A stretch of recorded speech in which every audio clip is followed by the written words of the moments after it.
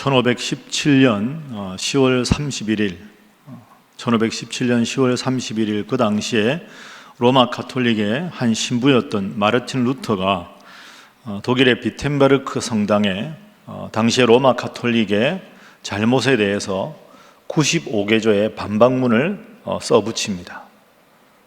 로마 가톨릭은 이런 점에서 잘못됐다 하는 걸 95개조 반박문을 쓰는 것이죠. 그것이 바로 종교개혁의 시작이 됩니다. 10월 31일 바로 그 마르틴 루터 종교개혁 504주년 기념일이면서 기념주일입니다. 그런데 사실은 마르틴 루터는 처음부터 그렇게 거창하게 종교개혁을 계획한 것은 아니었습니다. 그런데 이렇게 엄청난 요원의 불길처럼 종교개혁의 그 거센 물결이 온 유럽을 뒤덮어 버린 것이죠. 마르틴 루터가 처음부터 종교개혁을 거창하게 계획하지 않았다, 이렇게 볼 수 있는 근거가 두 가지가 있습니다.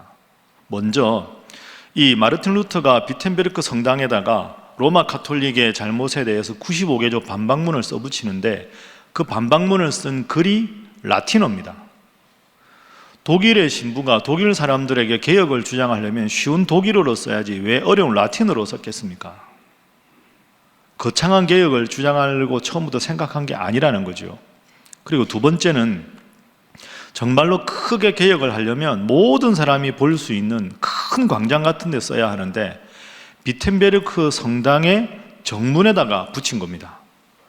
여러분, 비텐베르크가 작은 도시입니다. 작은 도시에 대학의 게시판 역할을 하는 그 작은 벽보를 붙인 것, 그건 처음부터 거창한 개혁을 하려고 했던 것이 아니라는 거죠. 그런데 이 루터의 95개조 반박문의 내용을 이제 누군가가 번역해서 출간하고 또 여러 가지 사건이 연결되면서 하나님의 크신 섭리로 로마 가톨릭의 부패와 잘못에 대해서 큰 종교개혁의 물결을 하나님께서 친히 일으켜 주셨다, 이렇게 보는 것이 정확합니다. 그럼 왜 마르틴 루터가 종교개혁 95개조 반박문을 써 붙였을까요? 그 가장 근본적인 동기는 구원에 대한 문제 때문이었습니다. 내가 하나님 앞에 과연 구원받을 것인가, 이 문제였습니다. 여러분 어떻게 생각하십니까? 아유, 다소 실망스럽다. 신부님이, 그것도 신학대학 교수님이 구원에 대한 문제 때문에 무슨 종교개혁을 일으키나, 이런 생각이 드십니까? 사실 생각해보면 중세 구원관이 잘못됐기 때문입니다. 자, 이 점을 설명하기 위해서 마르틴 루터의 인생에서 아주 중요한 몇 가지 사건을 제가 여러분들에게 소개하겠습니다. 루터의 생애는 큰 몇 번의 전환기가 있었는데요. 첫 번째 루터의 삶에서 중요한 사건은 친구의 죽음이었습니다. 마르틴 루터는 1483년 10월 10일에 독일의 아이슬레벤에서 태어났습니다. 1483년생인데 그러다가 마르틴 루터가 1505년 루터가 22살 되던 해에 한 친구하고 부모님을 뵈러 갔다가 돌아옵니다. 그러니까 친구랑 부모님을 뵙고 돌아오는 길에 큰 천둥과 폭풍우가 칩니다. 갑자기 그러니까 이제 막 당황하면서 급하게 걸음을 옮겼겠죠. 큰 폭풍우와 번개를 치다가 갑자기 벼락이 꽝 하고 치는데 그 벼락이 루터 바로 옆에 걸어가던 친구에게 떨어져서 그 친구가 그 자리에서 죽게 됩니다. 이게 루터한테는 엄청난 충격입니다. 여러분 그렇지 않겠습니까? 저 벼락이 만약에 나에게 떨어졌다면 내가 죽는 거 아닙니까? 그러면서 루터가 심각하게 생각한 것이죠. 죽음에 대해서. 만약에 저 벼락이 나에게 떨어졌다면 내가 과연 이 상황에서 죽게 되면 하나님 앞에 구원받을 수 있을까? 내가 지금 죽으면 하나님 앞에 천국에 갈 수 있을까? 이 생각이 심각하게 든 겁니다. 나는 정말 구원받을 만한 사람인가? 친구의 죽음 앞에서 이 깊은 신학적인 성경적인 구원에 대한 고민을 하면서 루터가 원래 법학도였습니다. 마르틴 루터가 법학을 공부하는 걸 그만두고 수도원에 들어가서 신학을 공부하기로 하고 수도사가 되는 것이죠. 이게 첫 번째 중요한 경험입니다. 두 번째 경험은 수도원에서 마르틴 루터가 고뇌하는 겁니다. 내가 과연 구원받을 수 있을까? 내 인생의 가장 중요한 문제가 구원인데 나는 지금 어떤 존재인가, 어떤 상태인가, 이걸 질문하는 겁니다. 그 당시 중세지요. 중세 시대의 로마 가톨릭의 전통에 의하면 이런 가르침입니다. 하나님 앞에 구원받으려면, 하나님 앞에 인정을 받으려면 인간이 너 스스로가 열심히 거룩한 삶을 살아라. 내가 열심히 거룩한 삶을 살아야 하나님 앞에 구원받을 수 있다. 이게 주도적인 가르침이었습니다. 그 루터는 이걸 생각하면 생각할수록 힘든 겁니다. 여러분, 504년 전에 루터의 질문이 아니고요, 루터의 고민이 아니라 여러분의 고민이라고 생각해 보십시오. 내가 열심히 거룩하게 살아야 내가 구원받는다. 이 가르침에 대해서 여러분 어떻게 생각하십니까? 루터는 이걸 생각하면 생각할수록 미궁에 빠지는 겁니다. 내가 열심히 거룩하게 살아야 구원받는다고? 그럼 내가 얼마나 열심히 살아야 구원을 받느냐? 얼마나 열심히 살아야 구원받느냐? 그 기준이 뭐냐? 이게 루터를 힘들게 했습니다. 또 하나, 열심히 안 살면, 거룩하게 안 살면 그럼 나는 지옥 가는가? 어디까지냐 도대체? 이 질문을 하면 할수록 힘들어진 거죠. 그러면서 루터의 고민이 이렇습니다. 그러면 내가 열심히 거룩하게 살아야 구원받는다면, 이 질문을 좀 더 확대해 보면 이렇게 되는 겁니다. 그러면 구원의 주도권이 누구에게 있는가? 하나님의 은혜로 구원받는 것이냐, 내 열심으로 구원받는 것이냐? 구원은 하나님께 주도권이 있다고 나는 지금까지 알아왔는데, 내가 열심히 해야 구원받는다면 결국 구원의 주도권은 나에게 있는 것 아니냐? 그럼 내가 열심히 안 하면 구원 못 받고 내가 열심히 하면 구원받느냐? 도대체 어디까지냐? 이게 루터를 너무너무 힘들게 만든 거죠. 그래서 루터는 내가 거룩한 삶을 살아서 하나님 앞에 구원받기 위해서 철저하게 수도원에서 노력을 했습니다. 그 루터의 기록에 의하면 루터가 그 종탑, 수도원의 종탑 있죠. 종탑에 있는 작은 방에 오르려면 종탑이 높은 곳에 있으니까 계단이 가파를 거 아닙니까? 그 계단을 무릎으로 한 계단 한 계단 올라가면서 자기 죄를 고백합니다. 계단을 무릎으로 기어가면서 한 계단 올라갈 때마다 철저하게 자신의 죄악을 고백하죠. 그만큼 거룩한 삶을 살았습니다. 수도사들 중에 수도사가 마르틴 루터였습니다. 그리고 로마 가톨릭 여러분 아시는 대로 고해성사하지요. 자신의 잘못에 대해서. 그럼 루터가 고해성사를 하면 고해성사를 받는 신부님이 계실 거 아닙니까? 그 신부님이 마르틴 루터의 고해성사를 듣다가 루터, 너는 좀 죄 같은 죄 좀 짓고 와서 나한테 고해성사해라. 고해성사라고 와서 말하는 죄가 죄 같지가 않다. 이 정도로 철저하게 하나님 앞에 거룩한 삶을 살았습니다. 그런데 그러면 그럴수록 더 마음속에 공허감이 깊어가는 겁니다.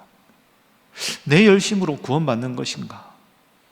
그러다가 세 번째 경험을 합니다. 이 경험이 아주 중요한 경험인데요, 수도원의 그 탑에서 회심을 체험하는 경험을 합니다. 이게 루터의 인생에서 탑의 경험이라고 하는데요, 그 탑에서 하나님 말씀을 읽다가 한 구절을 읽고 눈이 번쩍 뜨입니다. 그 구절이 종교개혁의 기폭제가 되었던 로마서 1장 17절 말씀입니다. 이게 종교개혁의 제일 중요한 구절입니다. 자, 우리 화면 보면서 함께 한번 읽어보겠습니다. 시작. 복음에는 하나님의 의가 나타나서 믿음으로 믿음에 이르게 하나니 기록된 바 오직 의인은 믿음으로 말미암아 살리라 함과 같으니라. 아멘. 따라하겠습니다. 복음에는 하나님의 의가 나타나서, 바로 저 대목입니다. 복음에는 하나님의 의가 나타났다.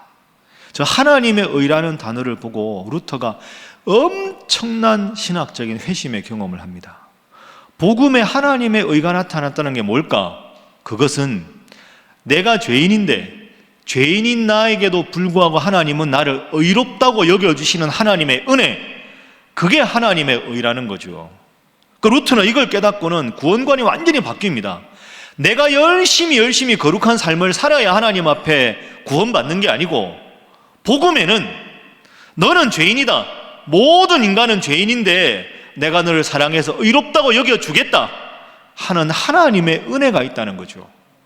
그래서 하나님의 의라는 말은 죄인임에도 불구하고 하나님은 나를 예수 그리스도의 피로 의롭다고 여겨주셨다. 이것을 믿음으로 받아들이는 것이 구원이다. 그래서 구원은 내 거룩한 노력으로 얻는 게 아니라 나를 의롭다고 해주신 하나님의 은혜. 그래서 화면 보십시오. 구원은 나의 수고와 나의 공로, 내가 열심히 한다고 얻는 게 아니고 나를 먼저 사랑해 주시고 나를 먼저 용서해 주시는 그 하나님을 믿는 믿음에서 시작되는 것이다. 이걸 깨달은 겁니다. 그래서 루터가 이 깨달음을 얻게 된 가장 중요한 건 성경을 읽었기 때문이죠. 그래서 로마 가톨릭의 전통이 아무리 깊이 있는 가르침이라고 해도 그거 중요하지 않다. 교회 전통, 그게 아니라 성경 말씀이 말하는 것이 무엇인가를 붙잡는 게 중요하다. 그래서 루터의 종교개혁의 가장 중요한 모토 중에 하나가 오직 성경으로가 되는 겁니다. 한번 따라하겠습니다. 오직 성경으로. 다시 합니다. 오직 성경으로. 여러분 믿습니까? 이게 제일 중요한 겁니다.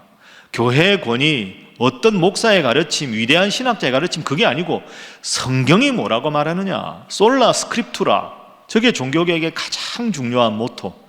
그래서 오늘 설교 제목으로 제가 삼았습니다. 자, 그러면 이걸 좀 더 한번 구체적으로 살펴보겠습니다. 종교개혁의 위대한 표는 오직 성경으로. 여러분, 확신한다 하는 것하고 믿는다, 이 확신과 믿음이 어떻게 다를까요? 확신은 주관적인 겁니다. 그죠? 내가 확신하는 거죠. 내가 확신을 하려면 내가 아는 지식이 많아야 합니다. 내가 뭔가 상황에 대해서 정확한 지식과 정보를 많이 얻어야 바르게 판단할 수 있고 확신을 얻게 되는 거죠. 확신은 내가 하는 겁니다. 루터가 만약에 주관적인 확신만 있었다면 종교개혁을 못했을 겁니다. 확신이 아니라 믿음 때문이죠. 하나님의 말씀은 이것을 말씀하신다 하는 믿음 때문입니다. 그리고 우리는 이 믿음으로 살아가는 것을 지혜라고 합니다. 그래서 확신과 믿음은 출발이 지식과 지혜입니다. 지식이 쌓여서 확신이 되고 지혜가 쌓여서 믿음이 됩니다. 그럼 여러분, 지식과 지혜가 어떻게 다릅니까? 우리가 말씀 공부하면서 여러분 한번 살펴봤는데요. 지식은 양이 많아져야 됩니다. 내가 많은 지식을 얻어야 확신이 생기는 거죠. 그 지식은 얼마나 많은 지식을 쌓아가느냐가 중요합니다. 지혜는 그렇지 않습니다. 지혜는 출처가 하나님이지요. 하나님으로부터 오는 게 지혜입니다. 그래서 이 상황에서 하나님이 나에게 무엇을 원하시는가를 판단해서 하나님 원하시는 것을 말하고 실천하는 것을 지혜라고 한다. 지식은 나로부터, 지혜는 하나님으로부터. 이걸 명쾌하게 설명한 성경 구절이 잠언 1장 7절입니다. 자, 화면 보시죠.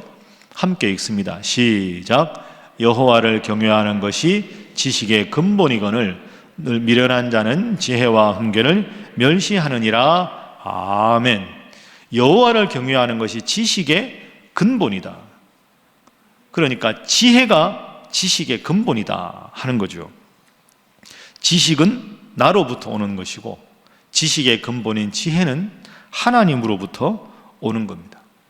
그럼 우리가 지혜롭게 살려면 어떻게 해야 될까요? 루터처럼 말씀, 이 성경을 열심히 읽어야 지혜를 얻게 되는 거죠. 지식이 아무리 많은 사람도 하나님 주시는 지혜로 살아가는 사람을 이길 수는 없는 겁니다. 여러분, 피아노를 한번 생각해 보십시오. 피아니스트가 피아노를 얼마나 잘 연주합니까? 그죠? 수많은 레퍼토아를 가지고 아주 멋지게 연주하죠. 그러나 피아노가 아무리 음색이 아름답고 값비싼 피아노라도 반드시 정기적으로 조율을 해야 합니다. 조율을 하지 않은 피아노는 아무리 훌륭한 피아노라도 피아니스트의 손에 제대로 된 연주가 될 수가 없습니다. 저는 지식과 지혜도 똑같다고 생각합니다. 우리의 지식이 하나님의 말씀에 의해서 조율이 되어야 우리의 지식이 바른 지혜가 되는 거죠. 지혜는 지식을 조율하는 것이다. 하나님으로부터 오는 지혜를 통해서 우리의 지식을 잘 조율해야 우리는 올바른 삶을 살아갈 수가 있는 거죠. 여러분, 우리가 매스컴 같은 거 보면 간혹 정말 그 뛰어난 두뇌를 가진 분, 유수한 명문대학을 나온 사람이 더 끔찍한 범죄인이 되는 경우를 봅니다. 어떻게 저렇게 공부한 사람이 저렇게 잔인하게 끔찍한 범죄를 저질렀을까? 그거 왜 그럴까요? 지식은 많은데 그 지식이 하나님의 말씀으로 제대로 조율되지 않으면 더 큰 위협을 가할 수가 있는 거죠. 좋은 학교, 보다 높은 학위 중요합니다. 그러나 하나님 앞에 겸손하게 그 지식이 하나님의 지혜로 잘 조율되지 않으면 그 지식은 차라리 갖지 못한 것, 그것이 더 나을 수도 있다 하는 거죠. 그래서 이런 명제를 우리가 만들 수 있습니다. 화면 보십시오. 성경이 세상적인 배움을 조율할 때 올바른 지식이 되는 겁니다. 왜? 성경이 지혜의 책이거든요. 성경을 통해서, 말씀을 통해서 우리의 지식이 잘 조율되어야 우리는 바른 삶을 살아갈 수가 있습니다. 사랑하는 우리 신일의 성도 여러분, 늘 우리가 알고 있는 거지만 종교개혁은 이 말씀을 붙잡은 데서 일어났습니다. 늘 말씀을 읽고 마음에 새기고 말씀을 실천해서 이 세상, 이 혼탁한 세상 속에서 하나님 주신 지혜로 늘 승리하는 삶, 형통한 삶 살아가시는 여러분 모두가 되시기를 주님 이름으로 축복합니다. 그런데 이 하나님의 말씀도 두 가지가 있습니다. 원어로 따져보면 여러분 한번 따라해 보실까요? 로고스, 레마. 말씀이라는 단어가 성경에 보면 두 단어가 쓰입니다. 이 기록된 말씀은 로고스고, 이 말씀을 읽다가 오늘 문득 나에게 탁 깨달아지는 말씀을 레마라고 합니다. 그러니까 저하고 여러분이 읽은 이 성경책, 이 말씀이 로고스입니다. 로고스. 레마는 이걸 말씀을 쭉 읽고 말씀을 설교를 통해 듣다가 이게 지금 내 문제에 대해서 하나님이 나에게 딱 지금 주시는 응답이구나. 기록된 말씀이 오늘 나에게 아멘으로 분명하게 확신으로 다가오는 말씀이 레마입니다. 그러니까 로고스의 말씀이 레마로 읽혀져야 우리가 믿음 생활을 잘 할 수가 있는 거죠.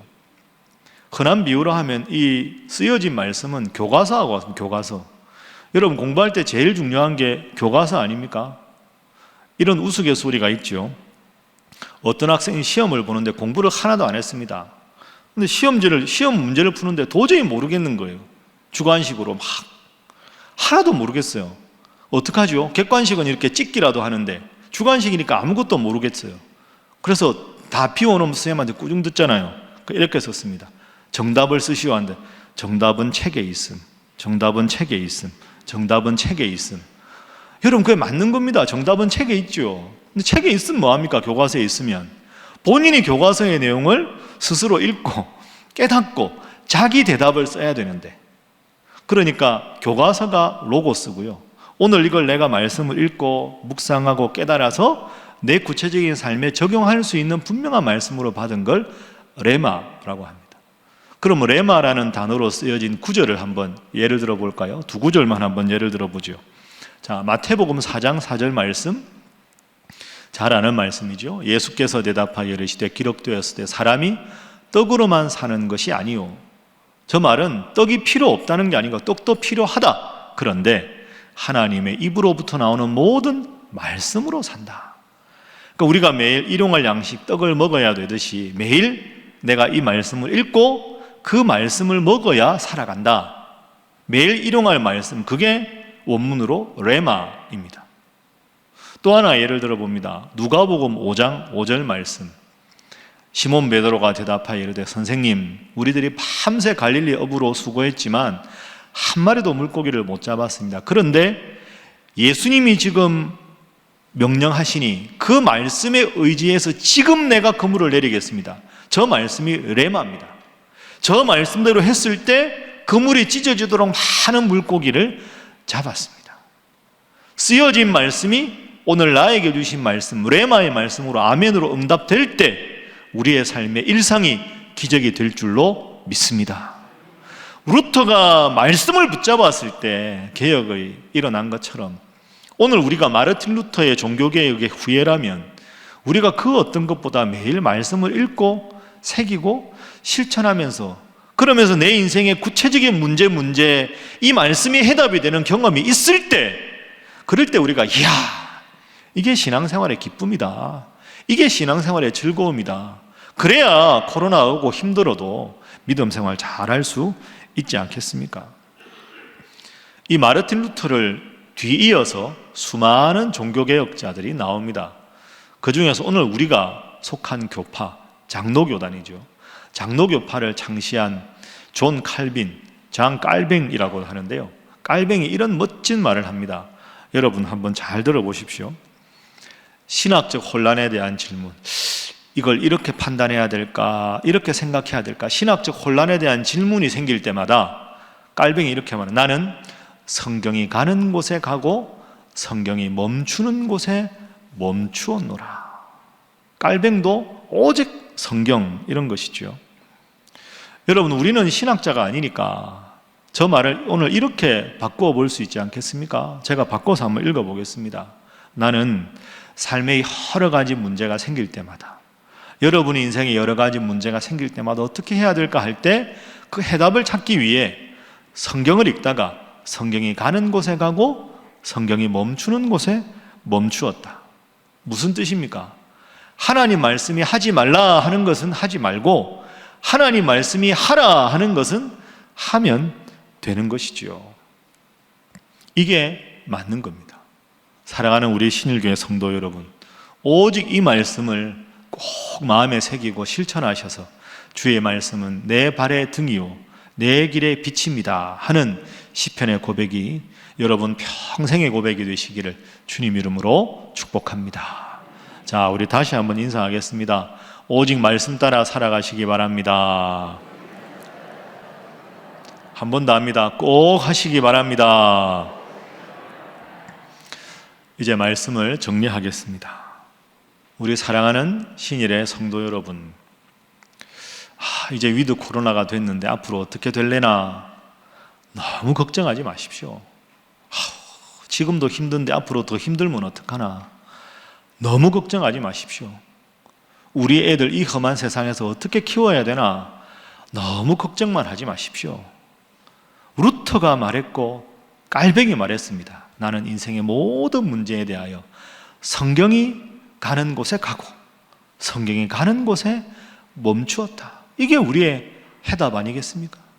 하나님께서 원하시는 도리를 위해서 간절히 말씀 읽고 기도해서 하나님 하라는 일을 하고 하나님 하라 하지 않는 일은 금하면 우리의 인생에 하나님께서 늘 함께 하실 줄로 믿습니다.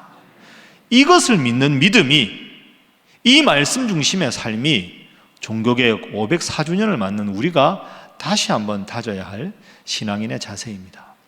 끝으로 마르틴 루터가 종교개혁을 하면서 얼마나 외로웠을까요? 95개조 반박문을 붙이고 그것이 전 유럽으로 확산되면서 수많은 가톨릭의 기라성 같은 신학자들과 논쟁하고 불려가고 얼마나 많은 고초를 당했을까요? 루터가 말씀 앞에 바로 서는 개혁을 일으켰지만 너무너무 힘들고 외로웠습니다. 너무 지치고 너무 외롭고 너무 힘들 때 다른 사람들은, 루터를 지지하는 사람들은 열광적인 환호를 보내지만 루터 혼자 있을 때 너무 지치고 불안하고 답답할 때, 그때마다 마르틴 루터가 늘 묵상하고 마음에 큰 위로를 받았던 성경 구절이 있습니다. 그 구절이 바로 오늘 저와 여러분이 함께 읽은 시편 46편 1절부터 3절입니다. 하나님은 우리의 피난처시요 힘이시니 환난 중에 만날 큰 도움이시라. 그러므로 땅이 변하든지 산이 흔들려 바다 가운데 빠지든지 바닷물이 솟아나고 뛰놀든지 그것이 넘침으로 산이 흔들릴지라도 우리는 두려워하지 아니하리로다. 아멘. 이 고백이 루터의 고백만이 아니라 우리 사랑하는 신일의 성도들의 평생의 고백이 될 수 있기를 주님 이름으로 축복합니다.